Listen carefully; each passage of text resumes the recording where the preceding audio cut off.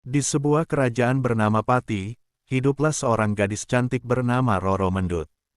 Kecantikannya terkenal di seluruh pelosok tanah Jawa. Rambutnya hitam panjang, matanya bening seperti bintang di langit malam, dan kulitnya seputih melati. Kecantikan Roro Mendut menjadi buah bibir di kalangan para pemuda, dan banyak yang jatuh hati padanya. Namun, Roro Mendut adalah gadis yang tegas dan mandiri.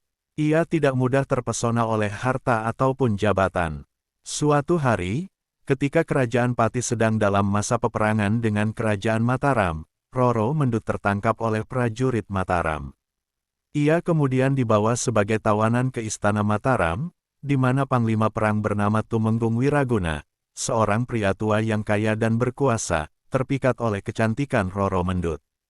Tumenggung Wiraguna memutuskan untuk menjadikan Roro Mendut sebagai salah satu selirnya. Meskipun berada di bawah tekanan dan pengawasan ketat, Roro Mendut menolak tawaran Tumenggung Wiraguna. "Aku tidak akan pernah menjadi selirmu," katanya dengan tegas. Ketegasan dan keberanian Roro Mendut membuat Tumenggung Wiraguna semakin terpesona, tetapi juga marah. Ia mengancam akan menghukum Roro Mendut jika tetap menolak, namun Roro Mendut tidak gentar sedikitpun.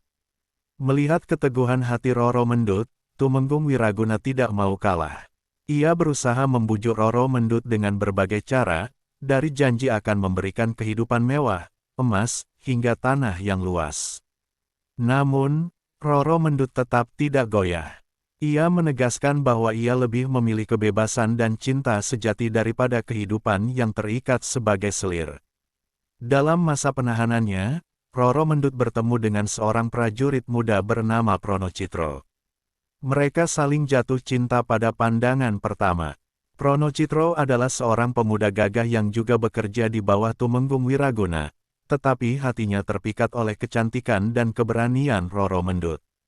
Kisah cinta mereka tumbuh dalam diam dan rahasia. Mereka sering bertemu di tempat tersembunyi, berbagi harapan dan mimpi tentang kebebasan. Roro Mendut yang cerdas dan berani mulai mencari cara untuk lepas dari pengawasan Tumenggung Wiraguna. Ia memanfaatkan kemampuannya membuat rokok linting, sebuah kebiasaan yang ia pelajari sejak kecil. Dengan keterampilannya, ia mulai menjual rokok linting kepada para prajurit dan penduduk sekitar. Tak disangka, rokok buatan Roro Mendut menjadi sangat terkenal, dan ia berhasil mengumpulkan banyak uang. Melihat usaha Roro Mendut, Tumenggung Wiraguna merasa terhina. Ia memerintahkan Roro Mendut untuk membayar pajak yang sangat tinggi dari hasil jualannya. Tanpa ragu, Roro Mendut memenuhi perintah itu, karena keinginannya untuk meraih kebebasan lebih besar daripada rasa takut terhadap ancaman Tumenggung. Pada suatu malam yang tenang, Pronocitro dan Roro Mendut memutuskan untuk melarikan diri dari istana. Mereka merencanakan pelarian dengan sangat hati-hati. Dengan uang yang dikumpulkan dari penjualan rokok, Roro Mendut dan Pronocitro memulai perjalanan panjang menuju kebebasan. Namun, di tengah pelarian mereka, Tumenggung Wiraguna mengetahui rencana mereka. Dengan marah, Tumenggung mengerahkan pasukannya untuk mengejar Roro Mendut dan Pronocitro. Mereka terpojok di tepi sungai yang deras. Tidak ada jalan keluar lagi, dan pasukan Tumenggung semakin mendekat. Di saat-saat terakhir, Pronocitro berusaha melindungi Roro Mendut, tetapi ia terluka parah oleh anak panah yang ditembakkan oleh prajurit Tumenggung. Melihat kekasihnya terluka, Roro Mendut tidak bisa menahan kesedihannya. Dengan penuh kepedihan, ia mengangkat tubuh Pronocitro yang terluka, lalu menatap Tumenggung Wiraguna yang berdiri tidak jauh dari sana. "Aku tidak akan pernah tunduk padamu," teriak Roro Mendut dengan air mata yang mengalir di pipinya. Dengan satu gerakan cepat, Roro Mendut melemparkan tubuhnya dan Pronocitro ke dalam arus sungai yang deras. Mereka tenggelam bersama, menyatu dalam cinta yang tidak bisa dipisahkan oleh kekuasaan ataupun ancaman. Sejak hari itu, nama Roro Mendut menjadi legenda di kalangan rakyat.